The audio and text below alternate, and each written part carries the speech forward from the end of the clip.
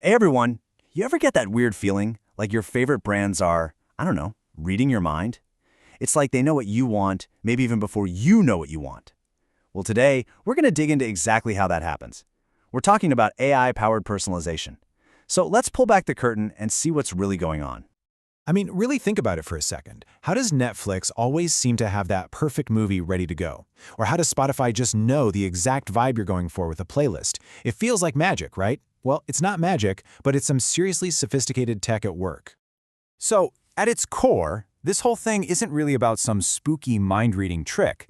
It's actually about solving a huge, huge business problem. I'm talking, how do you make millions, literally millions of customers feel like you're talking directly to them? In today's super crowded digital world, personalization, well, that's the name of the game. And get this, it's not just something businesses want to do, it's something we as customers now expect. A big survey from Salesforce found that a whopping 73% of us, that's almost 3 out of every 4 people, expect brands to understand our unique needs. That's not just a trend, that's a massive shift in what we demand. Okay, so why is this such a big deal? Well, for one, it helps a brand actually stand out from all the noise out there. But honestly, the numbers. The numbers are what really talk. We're talking about a 10 to 15% average jump in conversions. That's huge. And maybe most importantly, AI finally solves that impossible puzzle, how to do this for millions of people all at once. You know, to really get how revolutionary this all is, we kind of have to jump in a time machine and look at how things used to be.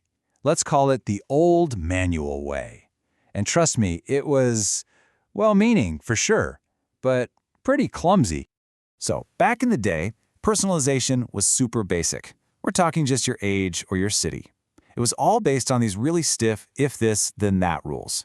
Like, if user lives in Chicago, then show them the deep dish pizza ad. That's it. Every single person in Chicago saw the same thing. And the craziest part? These rules might only get updated once a quarter or even once a year. It was just so slow, so clunky, and trying to scale it was an absolute nightmare.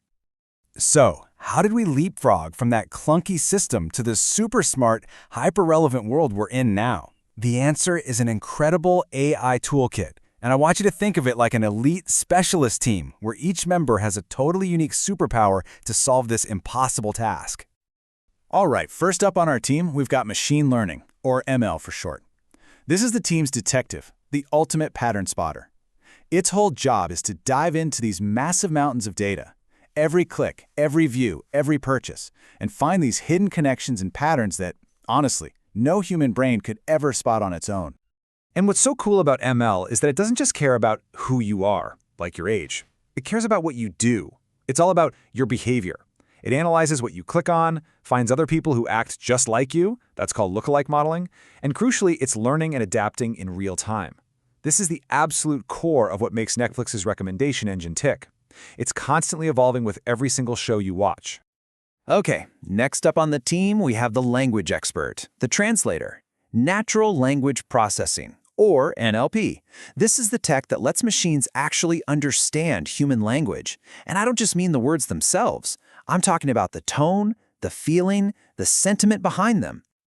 So, NLP is how a system can read a customer review and know, hey, this person is really happy, or whoa, this person is upset, and then craft the right kind of response. It's also the secret sauce behind Spotify's mood-based playlists. It can analyze lyrics and musical cues to figure out if a song is upbeat or melancholy or perfect for a workout. It's all about understanding the vibe, not just the data points. And our third team member, this one's the fortune teller, predictive analytics. It does exactly what it sounds like. It takes all that data from the past and the present, crunches the numbers, and makes a really, really good guess about what you're probably going to want or do next. This is how a company can predict you might be about to cancel your subscription, so they slide in with a special offer to keep you. It figures out the absolute best time of day to send you a push notification so you'll actually open it. And of course, the classic example is Amazon's Customers Also Bought section. That's predictive analytics in its purest form, showing you stuff you didn't even know you needed until you saw it. And last but definitely not least, we've got the rookie superstar of the team, the one you've all been hearing about, generative AI. This is the creative genius. So after the other AIs figure out what to say and when to say it, generative AI is the one that actually writes the email, designs the ad, and creates the content. And this is an absolute game changer when it comes to scale. Think about it. Instead of a marketing person spending hours writing 5 different versions of an ad, generative AI can spit out 5,000 versions in seconds. Each one is just a little different. A tweaked headline, a different image, a new call to action, all perfectly tailored to different groups of people, instantly. So when you assemble this whole AI dream team, the difference between now and the old manual way, it's not just a small step up. It is a complete and total revolution. Let's actually put them side by side so you can see what I mean. On one side, you have the old-school, rigid, one-size-fits-all approach, and on the other, the new, dynamic, AI-powered way. The difference is, well, it's night and day. Okay, this is the aha moment right here. Just look at this. We went from lumping people together by just their age to understanding their behavior in real time. What are you clicking on right now? We went from static, manually created messages for everybody to content that's automatically generated just for you. The timing? Forget fixed schedules. Now it's predictively optimized to hit you at that perfect moment. This is the whole story. We've gone from a slow, clunky, disconnected system to a unified, smart experience that's always learning.